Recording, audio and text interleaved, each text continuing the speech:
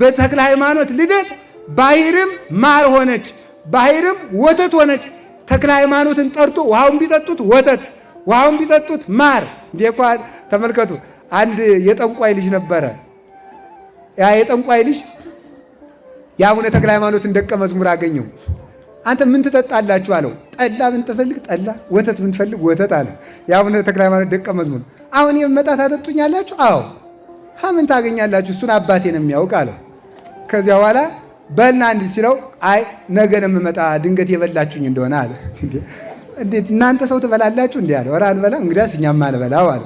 በል እንግዲያማ ነገ እመጣለሁ አለ። ድንገት የተዋጉኝ እንደው ብሎ ቀስቱን ይዞ ተክለ ሃይማኖትን ሊዋጋ ማለት ነው። በዚያውን ደግሞ ወተት ሊጠጣ እየሄደ ደግሞ ቀስት ይዞ በበነጋው ሄደ። ኋላ ሲሄድ አቡነ ተክለ ሃይማኖት ሲመጣ አውቀውበታል። ግርማቸው ደግሞ ያስፈራ የለ። ከበዓታቸው ሲወጡ ክርስቶስን ለብሰው ስለሚወጡ ያስደነግጣሉ። ሲወጡ ፍግም ብሎ ወደቀ።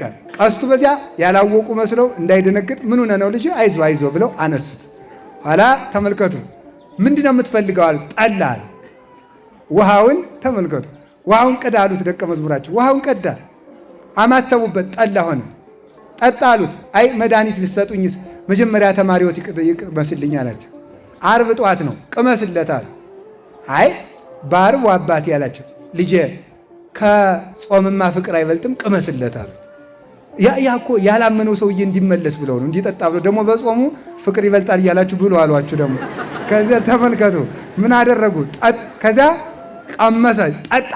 ና ከመዝግ የሰበው በቃ ነገም ናጥ እንደ ያረኳ ጠጣለሁ አሉ። ስለዚህ ተመልከቱ ዛሬ ሊቃውንቱ የዘመሩት በተክለ ሃይማኖት ልደት ባሕርም ወተት ሆነች፣ ባሕርም ማር ሆነች ተብሎ ተነግሯል። እውነትም ይሆናል። በምስጢሩ ሲተረጎም ሌላ ይሆናል። ያንን ለሌላ ጊዜ እናደርገዋለን። በቁሙ ግን በተክለ ሃይማኖት ስም ውሃውም ወተት ይሆናል፣ ማር ይሆናል። ተክለ ሃይማኖት ያያችሁትን፣ የሰማችሁትን፣ የደሳሳችሁትን፣ ያሰባችሁትን፣ የረገጣችሁትን ሁሉ ማርና ወተት ያደርጉላችሁ። አቡነ ተክለ ሃይማኖት የበረከት አባታችን ናቸው። ከዚያ ተመልከቱ አላችሁ የላችሁ እንዲህ ያለ ልጅ ይወለዳል። ተክለ ሃይማኖት በባሕር ተክለ ሃይማኖት በየብስ ከባሕር ቢጠሩት የሚጠግን ከየብስ ቢጠሯቸው የሚጠግኑ ሽፍታ ቢመጣ የሚሰውር አንዲት የተክለ ሃይማኖት ዝክር የምትዘክር ሰው ነበረችና ሽፍቶች መጥተው አንቺ ጠላውን አለ። ታው የተክለ ሃይማኖት ዝክር ነው አምጪ። አይ አባቴ የተክለ ሃይማኖት እንግዲያስ እኔንም ዝክሩንም ይሰውሩ አለች። አረ ስትጸልይ ዝክሩም እሷም ተሰወሩ። ሰዎቹ እየተደናበሩ በዚህ እየገፏት አያዋትም በእውነቱ ማለት ነው። ስለዚህ ተክለ ሃይማኖት ሲፈልጉ ይሰውራሉ፣ ሲፈልጉ ባሕር ያሻግራሉ፣ ሲፈልጉ ስንቅ ያቀብላሉ፣ ከጭንቅ ያወጣሉ። ሁላችሁንም ከዓይነ ሞት ይሰውሯችሁ።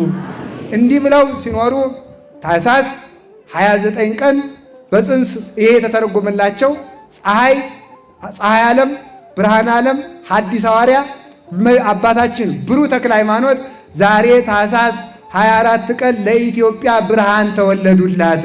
እንኳን ደስ ያላችሁ።